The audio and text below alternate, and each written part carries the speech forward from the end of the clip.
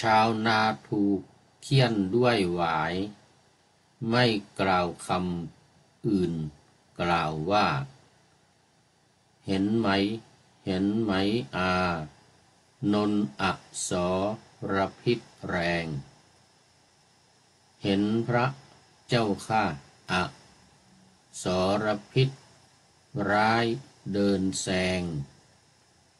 ราชบุรุษแซงถามเขาว่าแกกล่าวคำของพระศาสดาและพระอานนท์ซ้ำๆเท่านั้นนี้หมายความว่าอะไรเมื่อชาวนาตอบว่าเราเมื่อได้เข้าไปเฝ้าพระศาสพระราชาจึงจักบอกจึงพาไปสู่พระราชวังขอถวายความนอบน้อมแด่พระรัตนตรัยมีพระพุทธเจ้าเป็นต้นขอถวายความเคารพ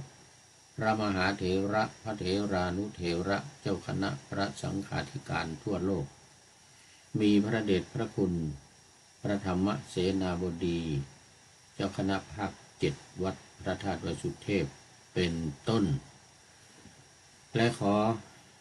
อำนวยพรแด่ท่านผู้ฟังท่านผู้ชมสาธุชนพุทธบริษัททั้งหลายวันนี้รายการธรรมทัศน์ของวัดพระธาตุวสุเทพออกอากาศทางสถานีวิทยุวปท2จังหวัดเชียงใหม่มีร้อยเอกจำนงปัญญาวัฒโนเป็นหัวหน้าสถานีและอาตมภาพพระครูปริยัติยานุศาสตร์เป็นผู้บรรยายเป็นประจำทุกวัน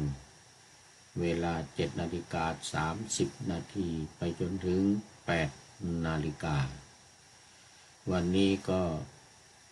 บันทึกเสียงล่วงหน้ามาจากวัดพระธาตุวสุเทพเยอรมนีเหมือนเดิมญาติโยมทั้งหลายสำหรับวันนี้ก็มีงานการทำบุญทักษิณานุปทานอุทิศส่วนกุศลไปให้มัคคณายกของวัดพระธาตุดอยสุเทพเยอรมนีเป็นวันสุดท้ายคือเริ่มมาตั้งแต่เมื่อวันก่อนนู้นก็ทำบุญสัตตมวานแล้วเมื่อวานนี้ก็มาเริ่มสวดพระอภิธรรมและวันนี้ก็ทำบุญฝังกระดูกตามประเพณีของ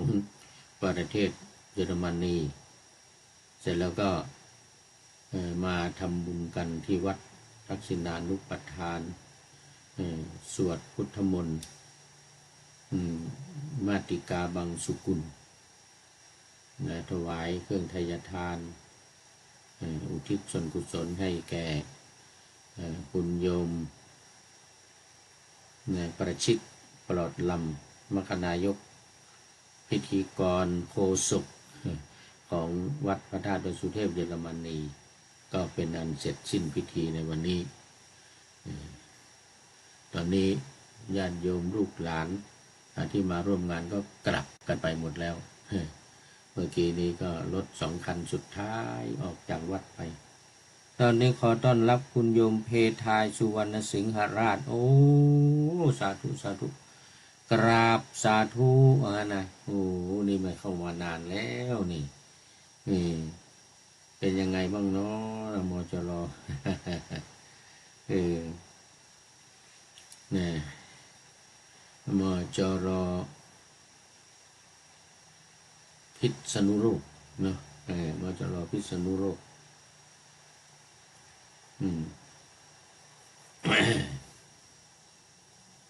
ฟ้าฝนอากาศดินฟ้าอากาศเป็นยังไงบ้างสำหรับ เยอรมนีวันนี้ท้องฟ้าแจ่มใสอากาศร้อนพอสมควร17องศานะ17องศาก็ร้อนพอใช้ได้ไม่หนาวอ้าวสำหรับวันนี้ก็มาพูดถึงเมื่อกี้นี้มรคนายกของวัดพระธาตุดอยสุเทพเยอรมนีซึ่งได้เสียชีวิตไปเมื่อ2 อาทิตย์ก่อนนี่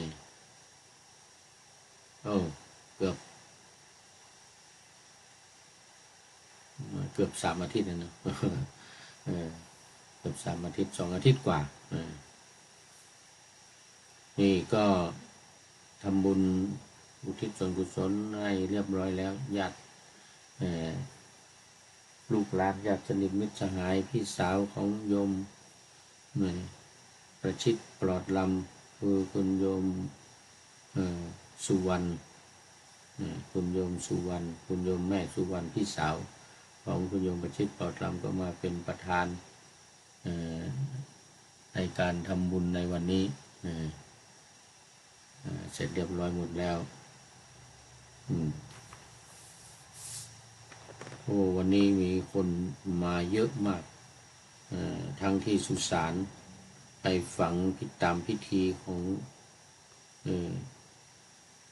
ประเทศเยอรมนี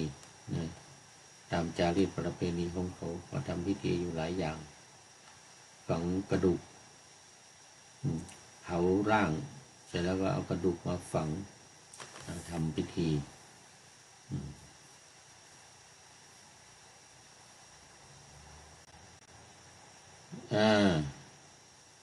ทั้งที่สุสานทั้งคนไทยซึ่งรู้จักมักคุ้นกันอย่างกว้างขวางมาจำนวนมากหลายร้อยคนทั้งฝรั่งญาติติโกโหติกาของทางคุณโยมพี่สาวแล้วก็หลานที่มาได้ครอบครัวมีสามีมีภรรยากันที่นี่แล้วก็มีลูกมีหลานมีเหลนวิ่งกันฝักไฟเลยทีเดียววันนี้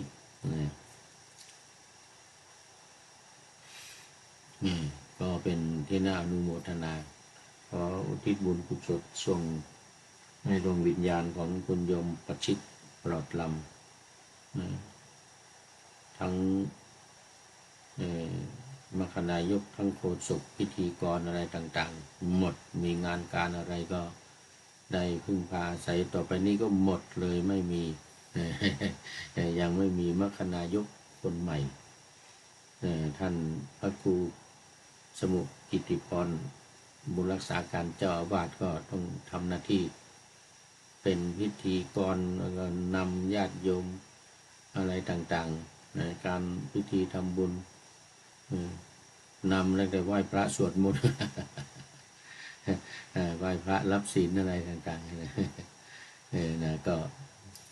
ต่อไปก็คงจะต้องหากันใหม่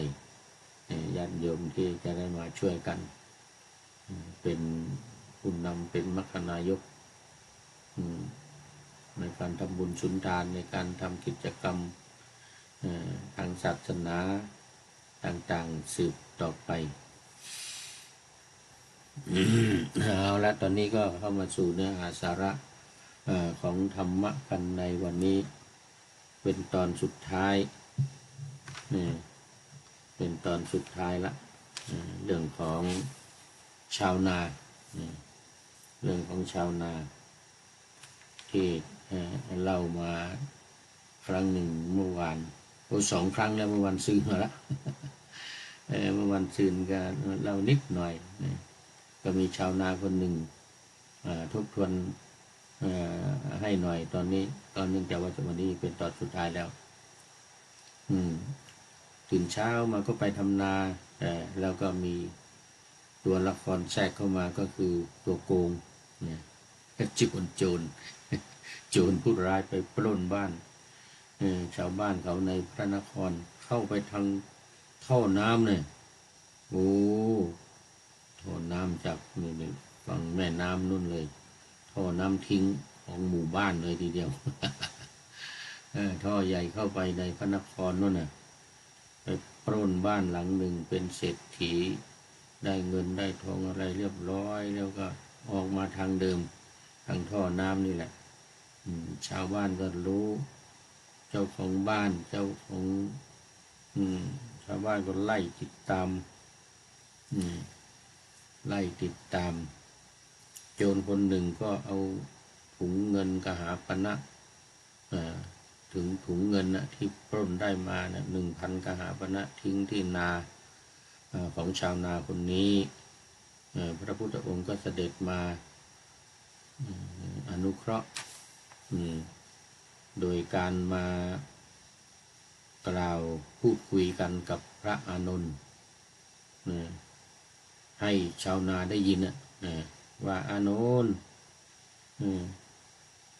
เห็นไหมอสรพิษพูดถึงเป็นว่าพูดถึงว่าอสรพิษไม่ได้พูดเรื่องเงินถุงเงิน 1,000 โดยตรงชาวนาได้ยินก็เอกใจก็ตามไปดูที่พระพุทธเจ้ากับท่านพระอานนท์พูดคุยกันก็เอาปัตตักไปด้วยว่าจะไปตีอสรพิษก็คือหมายถึงงูนะพอหมายถึงงูก็จะไปตีงูไปถึงก็ไม่เห็นถุงเงินอยู่เห็นถุงเงินอยู่ก็มันอยู่ในนาของตัวเองก็เอาออกหน่อยเอาออกจากที่นาของตัวเองเอาไปวางไว้ข้างๆพ้นที่นาของตัวเองข้างทางชาวบ้านมาพอดีชาวบ้านเจ้าของเงินไล่ติดตาม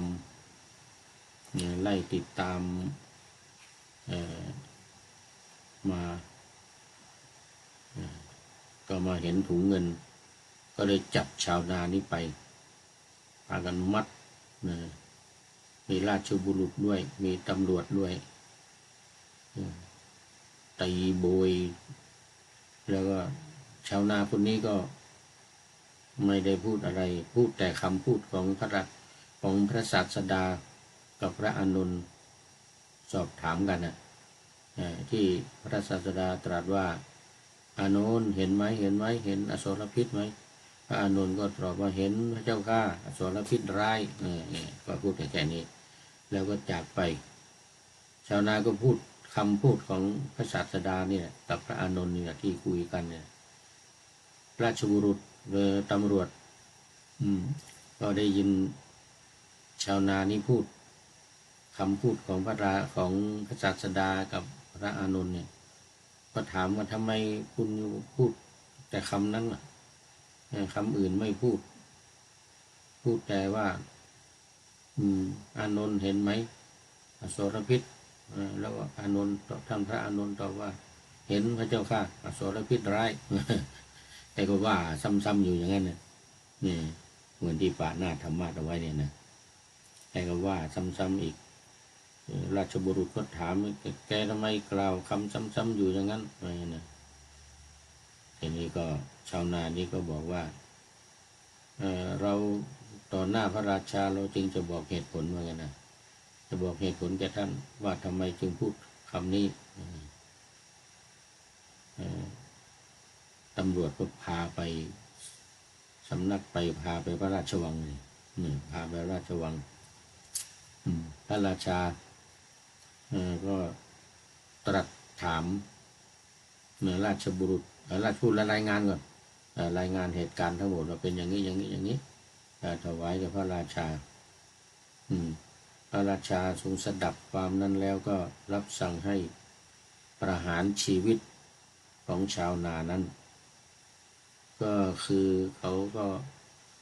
รายงานไปตามความเป็นจริงนั่นแหละว่าเจอถุงเงินเนี่ยที่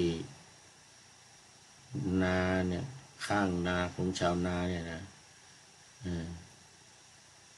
ก็คิดว่าเขาคงเป็นคน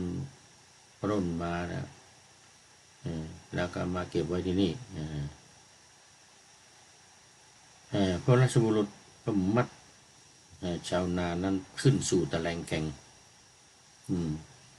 มัดขึ้นสู่ตะแลงแกงให้หลังเลยนะเคี่ยนด้วยหวายนำไปสู่ตะแลงแกงเมื่อชาวนาคนนี้พูดแต่ถ้อยคำสนทนากันของพระศาสดากับพระอานนท์พระราชบุรุษถามก็ไม่ตอบพูดอยู่อย่างนั้นก็บอกว่าต่อหน้าพระราชาจึงจะบอกเหตุผลจนตำรวจต้องพาไปสำนักพระราชวังพอไปถึงพระราชาก็ตรัสถามชาวนาว่าเพราะเหตุไรเจ้าจึงกล่าวดังนั้น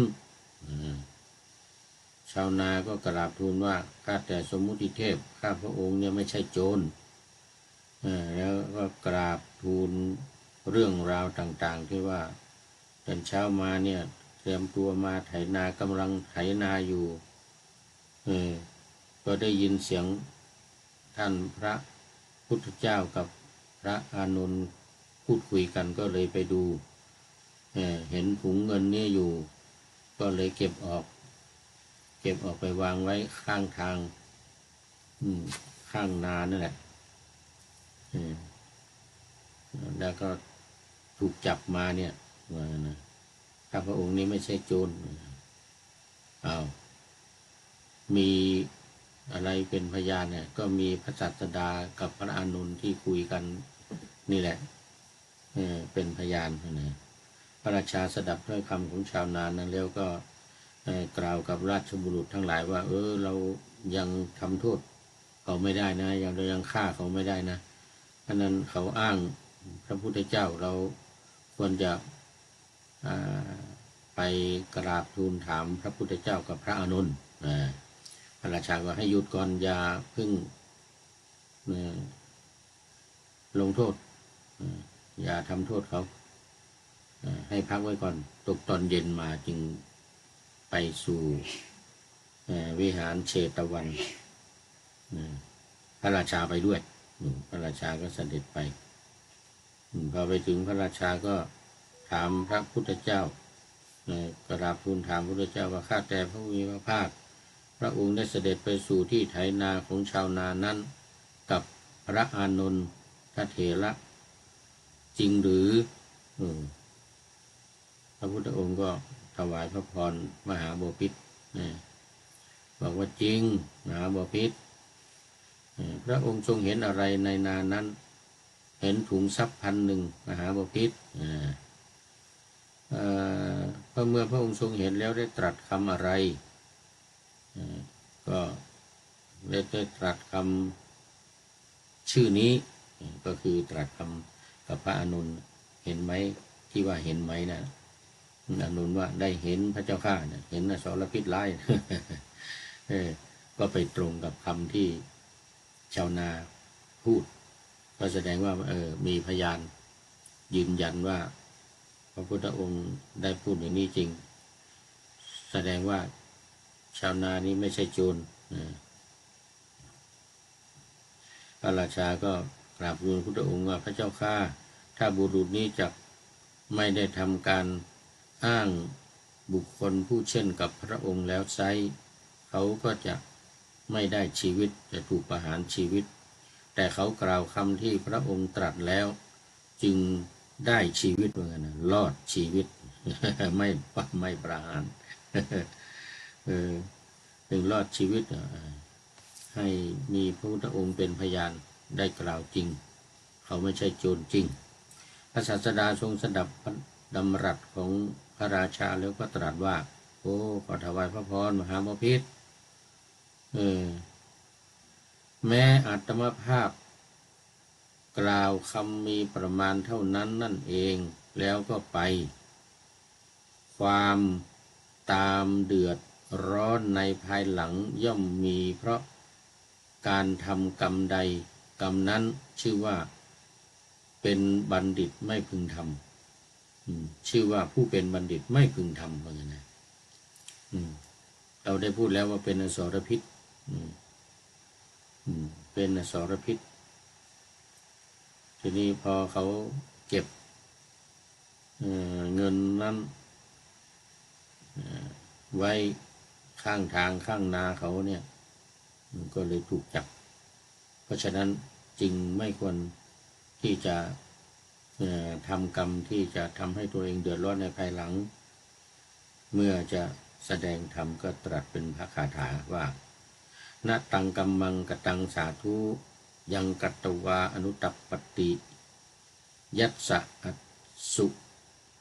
มุโขโรทังวิปากังป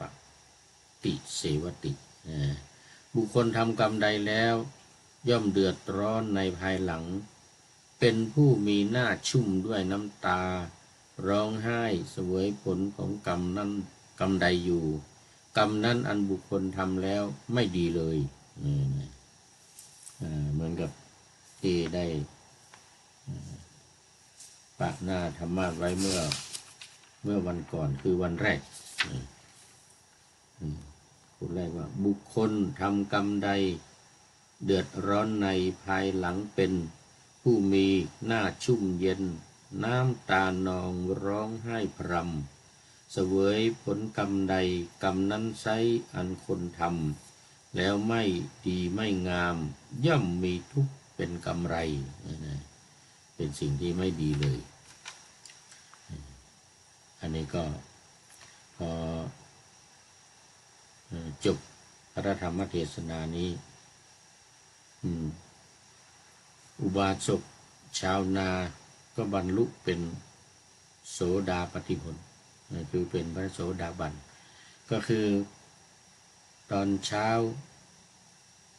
ของเมื่อวันก่อนตอนเช้าของเมื่อวันก่อนนั้นพระพุทธองค์ก็ทรงเห็นอุปนิสัยของชาวนาแล้วว่าจะได้เป็นโสดาบันเมื่อได้สดับรับฟังพระธรรมเทศนา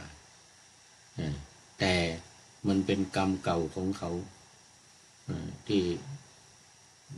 ได้ทำอย่างนั้น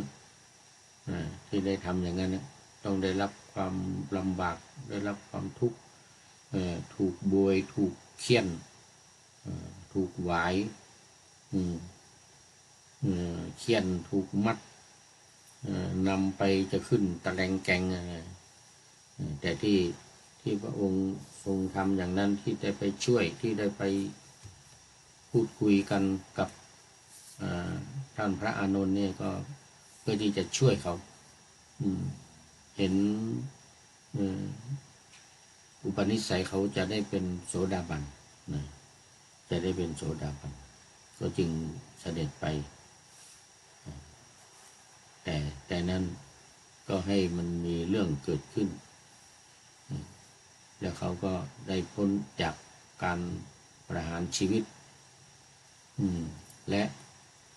ในบรรลุเป็นพระอริยบุคคลเป็นขั้นโสดาบันแม้ภิกษุผู้ประชุมกันเป็นอันมากก็บรรลุอริยผลก็บรรลุอริยผลเป็นมีโสดาบันเป็นต้นภิกษุและอุบาสกอุบาสิกาที่อยู่ในบริเวณนั้นได้สดับรับฟังในพระธรรมเทศนาที่พระพุทธองค์ทรงแสดงเจาะจงให้กับชาวนาจงให้กับชาวนาก็ได้บรรลุเป็นโสดาบันส่วนคนอื่นๆภิกษุอื่นๆที่ได้สดับรับฟังก็เป็นได้อานิสงส์ไปด้วยได้ผลไปด้วยคือได้บรรลุธรรมมีโสดาบันเป็นต้นสกทาคามีอนาคามีเป็นที่สุดเป็นจำนวนมากเรื่องของชาวนานี้ก็จบพอดีเวลาก็หมดพอดีมีอยู่คุณโยมเพทายก็เป็นท่านสุดท้ายเป็นท่านแรกแล้วก็เป็นท่านสุดท้าย เข้ามาในรายการวันนี้เรียกว่าเข้าสู่เส้นชัยของรายการก็ขออนุโมทนาเป็นอย่างยิ่งแล้วก็ขอนำรายการธรรมทัศน์ขอนำรายการธรรมทัศน์ไปก่อนแล้วจะย้อนมาใหม่ในวันหลังเพื่อให้ท่านทั้งหลายได้รับฟังพระธรรมเทศนังเหมือนดังเดิมเป็นธรรมะในพระไตรปิฎก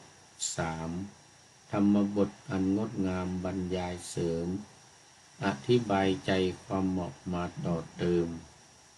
ยกนิทานดั้งเดิมเสริมบทธรรมขอทุกท่านสุขกายสบายใจปรารถนาสิ่งใดอันเลิศล้ำจงเพิ่มพูนตามบุญงามและตามกรรมที่ได้บำเพ็ญไว้ทุกประการขอเจริญพร